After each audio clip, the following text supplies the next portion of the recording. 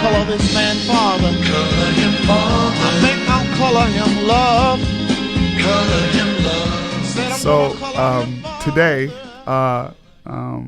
episode of Color Him Dads, I have a special guest with me today, Brandon. Brandon is a young person who came to Dads looking for some help, has a real remarkable story, and we here at Dads fell in love with him. Brandon's journey wasn't always positive, but he'll tell you more about that. One of the things that we found is I'm a little bit older than Brandon, but we've walked down some of the same path. And to me, it's remarkable because I'm probably 30, 35 years older than you, right? Yeah, I'm 41. That's right. And so I'm almost 70, my next birthday, and I found it pretty. What's the word I'm looking for? Remarkable, I guess that's the word. That Brandon was going through some of the same things I went through. And here it is, 2024, 25, and I went through these in 98. And so, excuse me a minute. Bless you. I found it to be kind of amazing that 25, 27 years later, Brandon is going through the same things that I went through. And so anyway, Brandon has a remarkable story, and I'm just here to kind of let him tell his story, and then hopefully maybe ask him some questions or kind of bring some narratives to what other men who will hear your story could be faced with or will be faced with, and maybe you can help them up to date how to navigate some of those areas there. So without any further ado, here's Brandon. Thank you, Marvin. No, I appreciate everything Dads has done for me from the get-go, from the moment I walked off the elevator and I was met by Gregory, and I was looking for some legal advice. I was coming here looking for an attorney. That's what my knowledge was of Dads. But I got a lot more than that. A lot more than that. You know, I was really fresh in my experience when it came to you know, Being a father. Yeah, and navigating, like, you know, Dads has done for me. You know, not just from a legal standpoint, but, you know, just being a dad, a man, you know what I'm saying, and you know, dealing with the system and all that, you know. But from my experience, you know, I was lost in the beginning. You know, I struggled with, you know, chemical dependency or whatnot, you know, but I wanted something different than that, you know, for myself. But more so at that point for my daughter. I thought I was doing it for the right reason and doing it for her, but really I had to do it for myself first before I could help her or anybody else for that matter, you know. I still have a lot of work to do, you know, but even, you know, with my experience leading to where it's led me today, you know, or yesterday, I see myself continuing, you know, on the path that I'm on, you know, because I feel like it's where God's got me, you know. I feel like, you know, with Dads, I not only got some much needed guidance and navigation skills, I got a family, you know what I'm saying? Like, I mean, Dads is amazing, you know, it's something that's necessary for sure. You know, and it's I'm just still trying to take everything in that, you know, I've experienced in the last 6 months. So tell me more about that. Tell me as deep as you feel warranted to go, how has Dads been instrumental to you? like I was saying, I didn't know where to go. I didn't know what I was doing, and I didn't realize a lot of the things I was doing, I was misleading myself, because, again, I was trying to work with the system, and I wasn't experienced with it. So, I came into DADS multiple times, you know what I'm saying? It's been kind of my second home, when I'm not home, I'm here, and it's nice because I can just come in here and just put it all on the table, and it's been a tough road, and How tough? How?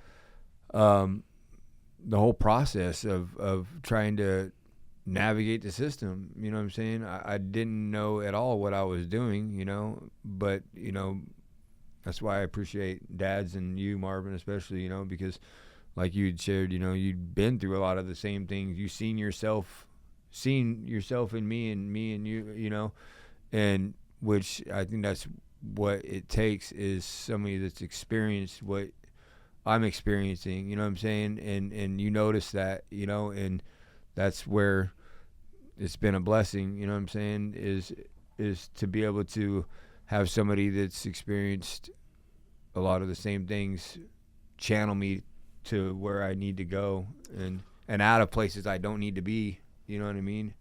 So, kind of what Brandon is talking about is the fact that Brandon has a little girl that is in custody of the state, and he was trying to learn how to navigate dealing with the state. And a lot of times in dealing with the state, especially when it comes to men, they run across roadblocks, pitfalls, and those were the same things I ran across 27 years ago. And so to have somebody like a Marvin in Brandon's life to be able to say, you might not want to take that turn, or you might need to think about taking this turn, or here's the response you're going to get for if you take this turn and take that turn. And he got used to hearing that. I love your conversation to me was, man, when I first met you, I thought you were a jerk. You know what I mean? Yeah. But I love that kind of conversation because that means you're listening. It means it makes a difference that you hear because you went out and utilized some of those techniques, and you got sometime positive reactions, sometime negative reactions, but you didn't push away from the table. And I was mainly concerned when it came to you, Brandon, about the emotional toll that this journey was taking on you. Because I know the emotional toll it took on me. I was frustrated. People would come and make comments, positive comments about what I was going to be able to do. And then 2 weeks later, they would tell me, nah, you can't do any of that. And that was like an emotional roller coaster, right? I mean, like I thought, sometimes it's just easier to go get high and leave this alone, right? And to me, I think sometimes the system can somewhat set you up to fail, right? Yes. And so I feel like my role is to make sure you don't fail.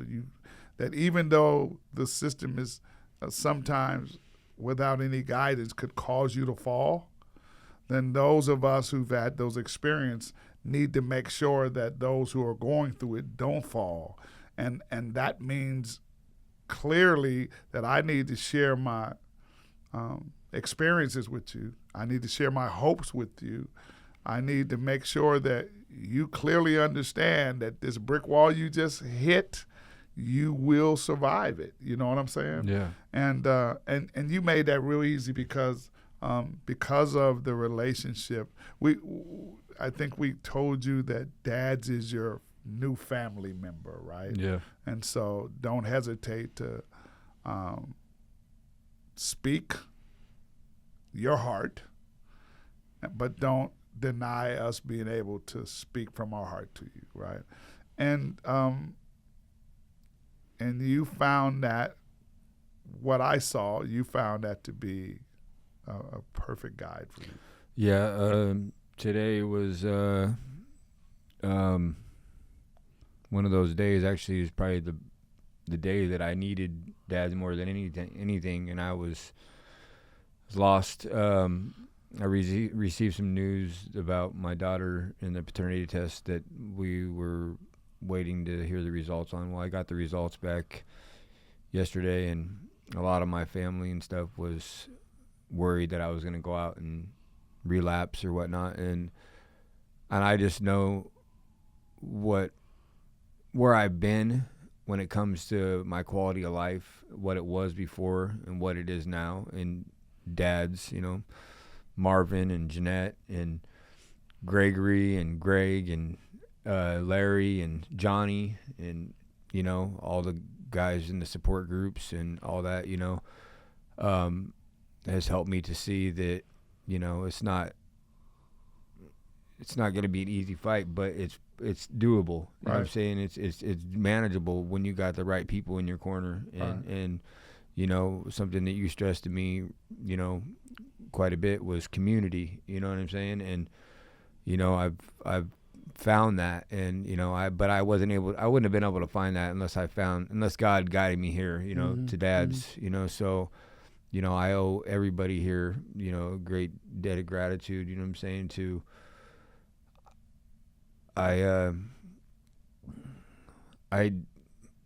today's been a tough day for me, honestly, just emotional or not knowing how to feel, but I didn't know where else to go, so I came here. You know what I mean? And yeah, I do.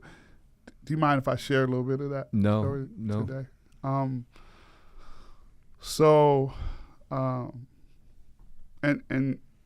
I'm just going to tell a little bit of Brandon's story. Brandon, 7 or 8 months ago, was incarcerated for a few months. Maybe 9 months ago, you were incarcerated. Was it? No, it's I was incarcerated August 8th of 2024. Okay.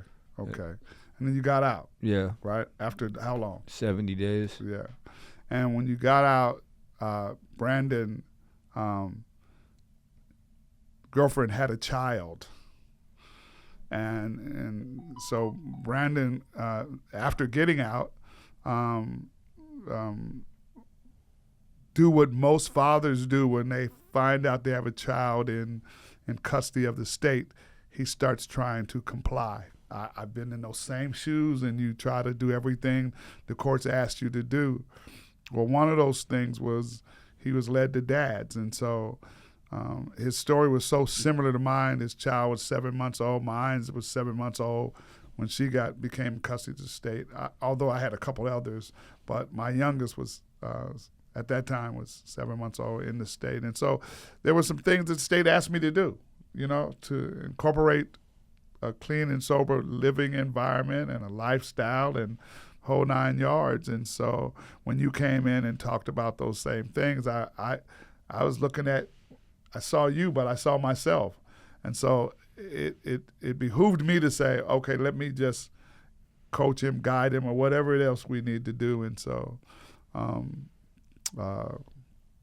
Brandon got the necessities. Like, first he needed a place to bring his daughter to. He got housing. He did a remarkable job. Then he connected with his caseworker, and he just started doing visits with his child 3 days a week. That was humongous.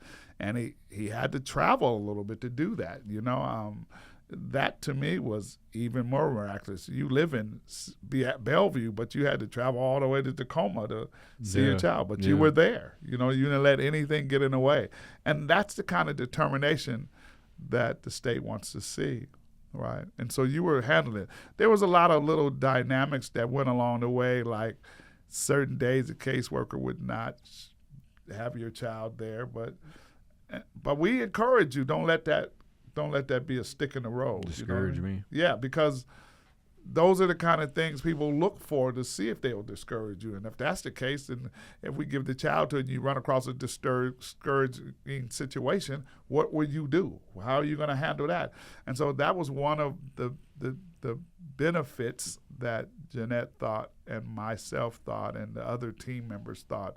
We need to hold your arms up, to make sure that if you get weak, you just know we're there to support you. Back to today. You got some devastating news today, didn't you? Yesterday. Yeah, I got the results from the paternity test that we had been waiting for, or I had been waiting for, and they weren't in my favor. What does that mean?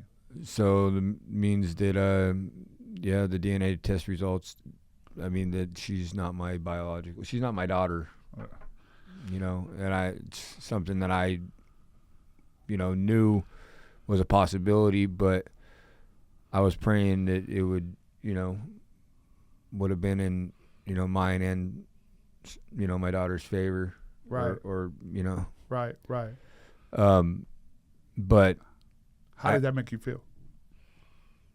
Lost. I'm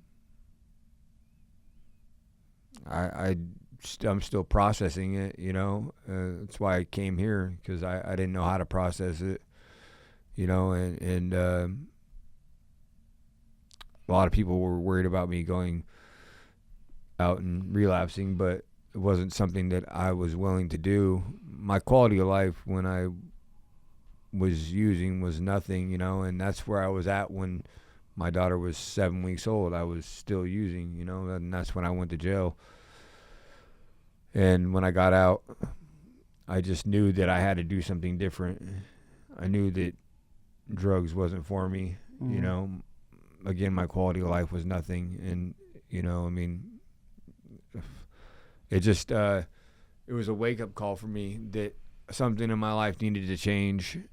And, I was doing it originally for my daughter, but I realized that I couldn't do it for my daughter unless I did it for myself. Amen. And so with that being said, I got to work and I started, doing everything that, DCYF, Department of Child, Youth, and Families had asked me to do, plus, because that was one thing you stressed to me, whatever they want you to do it 3 more. times. Yes. So that was something that I did. I was going to, I got set up in support groups here at DADS, and I was going to another place, Father's Engagement. And I got involved in community. I started going to church, and I just really started, trying to structure my life around God and around people that were like-minded, and which is huge, man. This is huge. Yeah, and it definitely, that's been the biggest change in my life is knowing that God's got a hold of me and knowing that God's people got a hold of me. You know what I'm saying? And that was one thing. Like we were speaking about earlier. Lean not unto your own understanding. Exactly. All your ways acknowledge Him, right? Yeah, definitely. You know what I'm saying? Without Him, none of this would be possible. I wouldn't be sitting here right now. Well, so I need to tell you, you have shown remarkable courage, and you got through today. The day is over with. Yes, that was terrifying news, but you got through it, right? And your life is not over, right? Yes. So that's the thing that I want to really acknowledge to you, that I'm proud of you, because you haven't let that get you down. Yes, it bothered you. It's obvious to all of us that it bothered you, but it hasn't gotten you down. You're not discouraged. And I can honestly say that there is some hope in the window, right? Definitely. We don't know what it's going to curtail, but there's some hope in the window. And so you need to be hopeful, right? Now, we don't know what that looks like, right? But we know that God has the last word. right? Yeah. So, but we have to keep ourselves in position to hear that last word. And we can't hear that word if we're down and out or out the way or whatever. We understand that. So I just think that the communities that I've introduced you to and that you've been a part of care enough about you to where God has something in store for you. My favorite line here, Dads, is you ain't seen nothing yet. Okay? So just keep showing up, right? Yeah, and like I was talking earlier about my experience and what I've gone through, throughout that experience, I got to experience what other guys like myself have been going through and got to learn from a lot of them, and so I don't want it to end there, even though the results came back and they weren't in my favor and she's not my daughter. I still love her no matter what, you know. But I don't want to stop there, another thing I was talking about, I had a job, at UPS, but I had to contact them and let them know that I couldn't commit because I was so focused and determined and busy with everything that I had going on, when it came to, getting my daughter back, and all the requirements that the state wanted me to do and all this, so I couldn't focus on that. I couldn't commit to that, but I don't see my life in that job field, that career, it's not a career. I'd much rather, even if it wasn't, I just see myself in a different place, my experience. I don't want my experience to go mean nothing. I don't want it to mean nothing or be for nothing, I wish that I will share my story with other men that are in the same situation that I'm in, day 1 or day 30 or whatnot.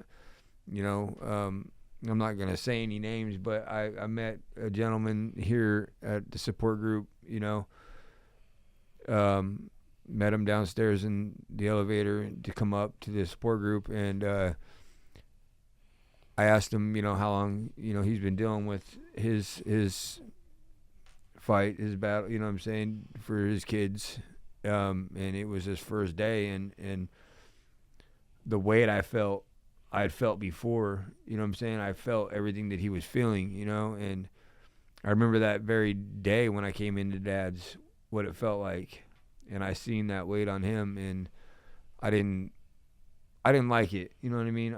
I felt for him, and you wanted to do something about it. I wanted to share my experience with him so he could maybe gain some knowledge out of what I'd been through, so maybe that would help him in his situation. I know every situation is different, but we all take things out of other people's experience. We have to share with each other, or else we won't grow in that sense neither. So let me give you a $100,000 tip. That's the dad's way. We do it so that we could help somebody else do it, right? So you wanting to give of yourself, right, because somebody gave to you, that's just the dad's way. That's just what we do. One of the things that I saw possible was the fact that you become a part of the Thursday night support group, right? Being new, but have had some experiences that could probably help the next person. Brandon, I think I said something to you earlier today, and I don't know. I just believe that the Lord has gifts that He gives all of us, and that we usually have to go through some stuff. I mean, some major stuff in our lives that then God begins to unwrap that gift. Prior to that, we don't even know what the gift is. You know what I mean? Yeah. People tell us, oh, you're gifted. And you be like, yeah, okay, right? You don't really know. And because we're humans and human nature kicks in, you almost have to hit us over the head with a ball-peen hammer to get us to wake up to it, right? Yeah. Well, what you just got was hit over the head with a ball-peen hammer, and now you realize that this journey that you've been through was not wasted. You know what I mean? You're now asking, okay, how can I utilize this? Well, I got to tell you, from my own experience, I had no idea when Jeanette and I were fighting for our kids back. I got to say this. When I was fighting for my children, Jeanette wasn't really in the game. She wasn't there. And I knew I had to do something.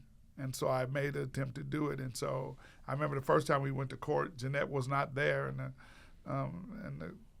I was like, forget it. I'll just have to go on my own. And my lawyer said, do you know where she's at?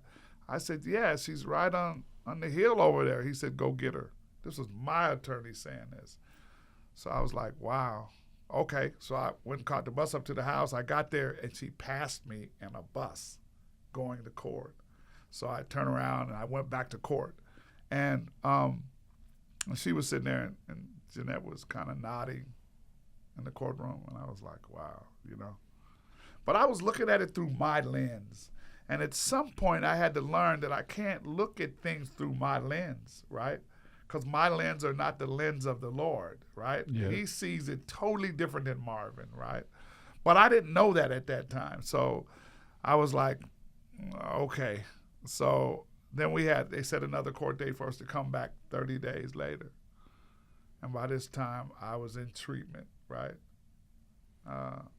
And then we had to show back up. This time they gave us a state worker, right? And so we went into court, and they told us what they were going to do and what we needed to do. And then Jeanette and I left out the courtroom, and the caseworker came out and said, listen, this is her 5th rodeo. So she don't have no time to get the kids. She don't have any opportunity or chance to get the kids. And just because you're a man, you don't have one. Now, this is in 1997, 98, right? And they weren't really, that was the norm. Yeah, see what I'm saying? yeah. That was the norm, right? And then she walked away and she said, if you were married, it'd be different. Well, when she said that to me, I bit hook, line, and sinker. So I went to Jeanette because my whole process was we need to get our kids home. Marvin Charles grew up in the foster care system. And if I didn't like it, how could I subject my children to the same thing, right? Yeah. That didn't make sense. Even if I was high when I got clean, that wasn't going to make any sense. I just happened to not be high then. You see what I'm saying? Yeah. So I asked Jeanette to marry me right then. As soon as the lady disappeared, I said, if you will, I don't know the first thing about, remember I grew up in the foster care system, right? So I don't know the first thing about marriage and family. I saw some samples of it, but I still didn't know anything about it. But I was willing to commit, and that's what I heard in your voice just a second ago. I'm committing to something. I want to see this movement work, right? Because it didn't work for me, doesn't mean it doesn't work for everybody, right? Or maybe there's a way in this commitment that could work that will help me later on down the line. We don't know that, right? But what we do is commit. And a lot of times we commit. It's the hardest thing in the world for people to do, commit to something, right? Yeah. Especially something they know nothing about, right? I made a commitment to her, right? I'm thinking I know we're going to get the kids back, right? So I talked to a pastor friend of mine who actually led me to the Lord, baptized me. And I asked him, he said, well, I don't see anything wrong with that. You guys got history together, right?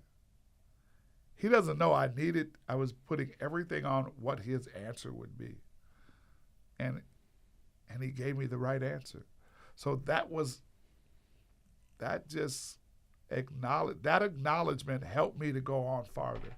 Much like you said what I was giving you. It was encouraging, right? It caused me to want to roll my sleeves up and get into the race, right?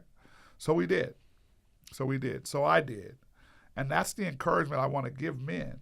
The encouragement to roll up their sleeves to continue the fight, regardless of what they might be faced with. It could be a gorilla, a bull in a China cabin, a gorilla in it. Just be willing to roll your sleeves up and do whatever, right? Yeah. I say that to you because I saw that in you, right? And I still see it in you. And guess what? The story's not over. The story's not over. So enough of me talking. What are you thinking about doing? We're just having a conversation. I don't know. I think about, well, I know you talked a lot about,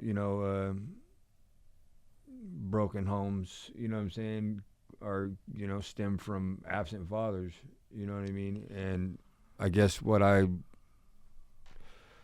want to get out of this, or what I want to bring out of this, is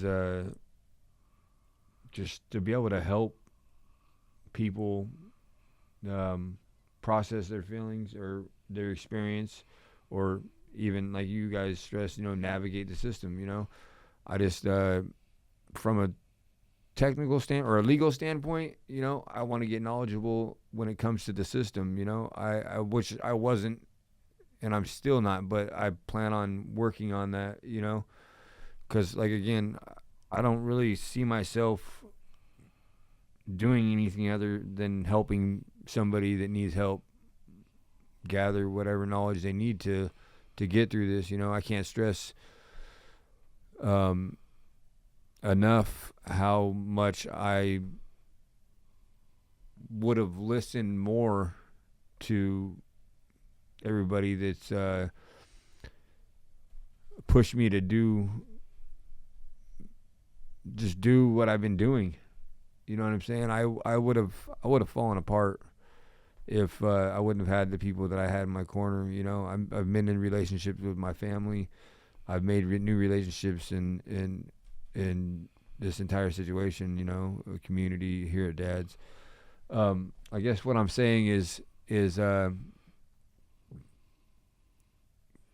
still learning, but I want to learn from listening to other guys' experiences still. I even though the results came back that she's not my daughter, I still want to attend the parenting class and experience it as if I am still a father, because who knows, I may one day be a father. I may get that opportunity again, God willing. I hope that I do, because I don't want to be, I think a child is the greatest gift from God. I really do. And yeah, I just want to be prepared, and what better way to prepare than to experience that like I am still a father, live every day like I'm a father, Well, here's something. Let me add this to it. First of all,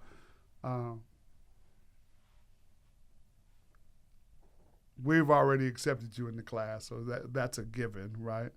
You're part of the support group, right? And then nowadays, families are blended, more so than not, right? Yeah. So we meet people that already have children, right? So that's a plus if you come through the door, right? And there's already children there, right? You've learned something. So there's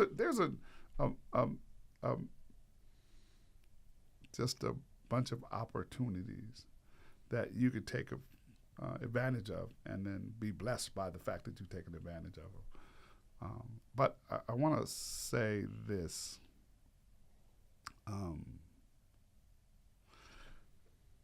For me, when I came off of drugs and alcohol, I wanted to experience things that I hadn't experienced before. I see you on that journey, right? So you're building community around you. You're building friendships around you. And those are not what you had when you were indulging, right? Yeah, or at least those kind of friends, right? They're not around you anymore. Yeah, nobody that's pushed me to do what DADS has pushed me to do, right. and people at church, and broken relationships that I've mended, in my relationship with God, I mean, they're not pushing me like those have pushed me. Amen. Amen. Amen. So guess what? You're on board. There's on board, and I don't know what God has planned for you, but I'll tell you this: I'm walking with you. I'm walking with you, and I apologize if it seemed like I pushed you to tell your story, but let me say this to you: you haven't told the whole story, and as we go along, as we grow together, as you grow with this organization, as you grow with this ministry, you'll be able to tell more of your story and be comfortable with telling your story. Why? Because you're going to see somebody else that looks just like Brandon, right? And you're going to be able to do that. Okay? And I think, I still am in the processing part of it, you know what I mean? So I'm just kind of numb. I get it. Yeah, it's I don't even know what to say, honestly. I'm not going back to where I was when it came to my drug use, I'm trying to build new memories. Even, a lot of people thought this would have broke me, but and it would have if I wouldn't have had the people around me that I have around me now. Well, listen to this, bro. When they ask you what you do, you say, I went and did a podcast and told my story. Yeah, I went to an MLK prayer breakfast, and it was a great experience. That was definitely something I never done, and everybody here supported me, like no other, you know what I'm saying? Had no doubt in me, Amen. I think I doubted myself, I think I don't think it's ever we doubt God. I think it's we doubt ourselves. Amen. I think that's where doubt comes from, you know what I'm saying? But I've definitely had a lot of encouragement and inspiration, and, I continue to thrive, and I'm going to continue to thrive, and I don't ever plan on stopping and letting any of this set me back. It might slow me down for a minute, just while I get to the processing point, part. But, I can't really say that I blame myself, you know what I'm saying, for that part, because, when you love somebody, you love somebody, Amen. Amen. Amen. I'll tell you what, you said something key, and I'll leave with this before we sign off. It sounds like to me you're learning how to love yourself. It's something yeah, definitely. I definitely, for first time in my life, I'm proud of myself. I never felt proud of myself. There's things that I still, need to forgive others for and forgive myself for, and I just have to do that. I just have to trust in God. But yeah, I'm definitely proud of myself for the first time in my life, and I'm glad that I have people around me that I have around me.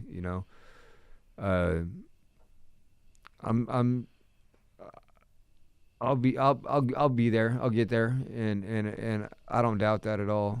Because I'm not willing to quit fighting, because I know that, and another thing is I know that there's a lot of people out there that are going through and are not yet.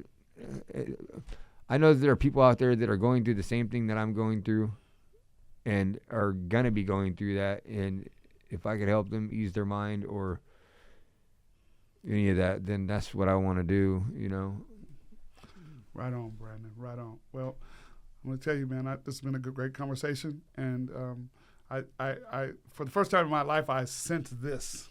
This is just part one of the Brandon story, okay? There's I have the opportunity to be a keynote speaker at the Governor's Prayer Breakfast in March, and I'm taking Brandon with me because I want to make sure that he has all the opportunities in the world to experience some new things in his life, and those new things will keep you encouraged, and let's see what God has in store for you, my brother. All right. Hey, man. I'm trying to think of things to close with, but here is a close right here. Okay. I love you, and you can't do nothing about it. Okay. And I feel the same way, and I know why you couldn't find anywhere to close like that, because I don't think we're ready to close. You know what I mean? At least, you know, not when it comes to the rest of what we got to do. Amen. You know, Amen. I believe that we definitely got Some work to do. Huh? yeah, we definitely you ain't getting rid of me. Amen. Amen. All right, my brother. Hey, listen, thank you guys for tuning in to this episode of Color Him Dads, and being with my guest, my new brother, Brandon, and he has a story, but that you've just heard, but there's more parts of this story coming, so stay tuned for this story, the Brandon story. Hey, this is Marvin Charles signing off with Color Him Dads, and we look forward to seeing you guys in our next episode. Thank you. Thank you.